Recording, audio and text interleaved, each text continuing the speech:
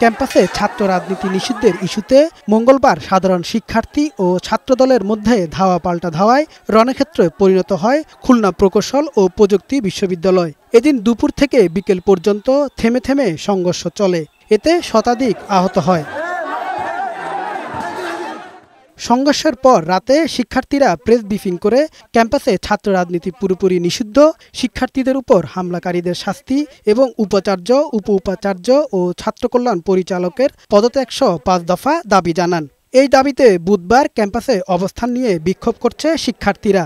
দাবি আদায় না হওয়া পর্যন্ত ক্লাস ও পরীক্ষা বর্জনের ঘোষণা দিয়েছে তারা। শিক্ষার্থীদের এই বিক্ষোভে সংহতি জানিয়েছে শিক্ষকরা। দায়িত্ব পালন করতে পারবো না, এই ব্যর্থতা আমরা আগেই স্বীকার করে নিচ্ছি। আমরা তোমাদেরকে ছেড়ে যাব না, আমরা তোমাদের সাথে গিয়ে বুক পেতে দিয়ে বসে থাকবো, তাহলে তোমাদের আমাদের সকলের নিরাপত্তা নিশ্চিত হয়।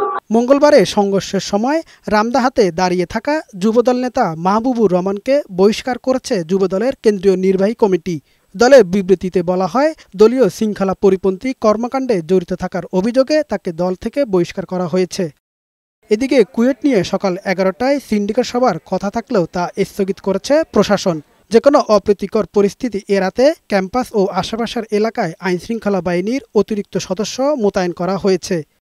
কামাল উদ্দিন, বৈশাখী সংবাদ।